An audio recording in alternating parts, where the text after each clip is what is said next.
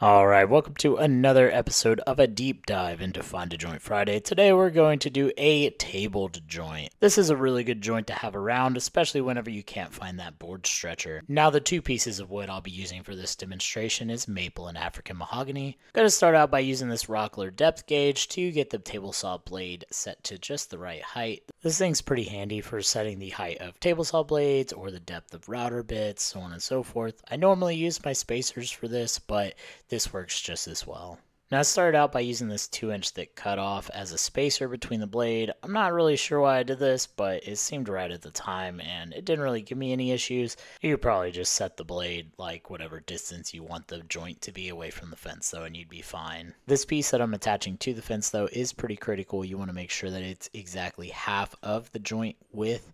That way you can get that joint perfectly centered. So I actually cut this joint backwards. There's a 2/3 dado and a 1/3 dado that you're supposed to cut on each board. And you're supposed to cut out the 2/3 section first, but I actually cut out the 1/3 section first here. And that really caused me problems. I actually had to start over. So pretty much the reason why you want to do the 2/3 first is because you can really dial in the fit between the two boards before you do the final 1/3 cuts.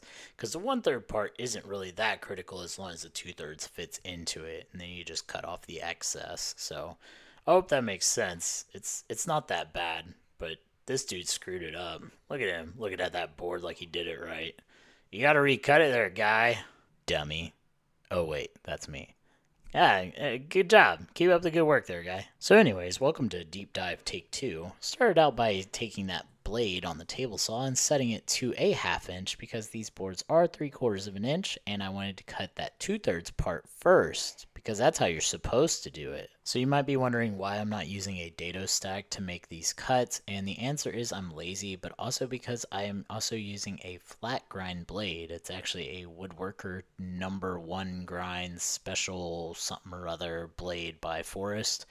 It's pretty much their secret handshake of saying this blade is flat on top and will make nice clean cuts. Now in all my excitement of learning this new joint, I forgot to show you guys how it looked after I cut the 2/3 section, but before I cut the 1/3 section on the maple. So I'm sorry, but this is what it looks like whenever the maple has been cut, but not the mahogany. So I quickly finished cutting out that 1/3 section on the piece of mahogany, and here is the first dry fit. This was super satisfying. Like, they clicked together really nice and they were very flush.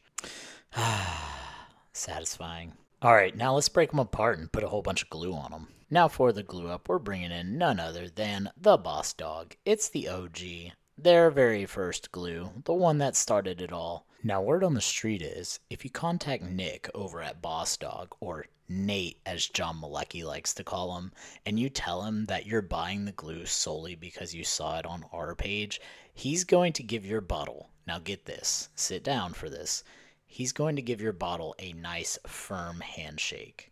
Now that's a deal. Now finish watching this video before you run over there and buy some, but I just thought I'd let you know. Now once we're done slathering all that sticky goodness on these two pieces of wood, we're going to give it the clamps with the Bessey clamp, the best clamp. This is probably the easiest joint to clamp ever. You literally just put one clamp in the middle. Now once we've let that dry for no less than 1.5 minutes, we're going to take it out of the clamps and bring it over to the sander to give it the business.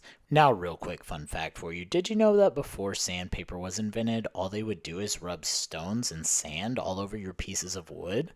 Don't say I didn't teach you anything. Now here's your favorite part of the video. No, not the end. The time when I get to put some of this rustic lumber, aka Wood Daddy wood finish on this wood, and we really get to see the grain pop through. This one was really satisfying, and if you've made it this far through the video, I would really appreciate a like and subscribe. As always, thanks for watching. Now enjoy these beauty shots.